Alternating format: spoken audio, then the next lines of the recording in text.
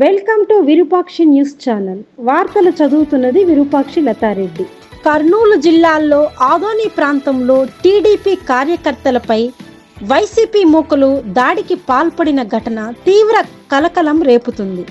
Social మీడియాలో ముఖ్యమంత్రి చంద్రబాబు నాయుడు, మంత్రి నారా లోకేష్, మంత్రాలయం టీడీపీ ఇన్ఛార్జ్ రాఘవేంద్ర రెడ్డిల ఫోటోలను స్టేటస్గా పెట్టిన టీడీపీ కార్యకర్తలపై వైసీపీ అనుచరులు తీవ్రంగా రెచ్చిపోయారు.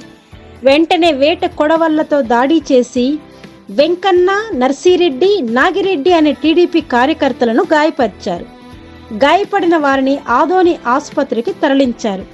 సమాచారం అందుకున్న పోలీసులు కేసు నమోదు చేసి దర్యాప్తు ప్రారంభించారు. ఇది ఒక్కటే కాదు, 2 రోజుల క్రితం శ్రీ సత్యసాయి జిల్లాలోనూ టీడీపీ కార్యకర్తలపై వైసీపీ అనుచరులు కత్తులు, కర్రలతో దాడి చేశారు. 5గురిపై జరిగిన దాడిలో 2 తీవ్రంగా గాయపడ్డారు. వారిని స్థానిక ఆసుపత్రికి తరలించి చికిత్స అందిస్తున్నారు. ఈ తరహా రాజకీయ హింసా ఘటనలు ప్రజల్లో భయాందోళన కలిగిస్తున్నాయి. సోషల్ మీడియా పోస్టులపై ఇలా దాడులు జరగడం, పార్టీ కార్యకర్తల మధ్య ఉద్రిక్తతలు పెరగడం రాష్ట్ర రాజకీయ వాతావరణాన్ని మరింత ఉద్రిక్తతకు గురి చేస్తుంది.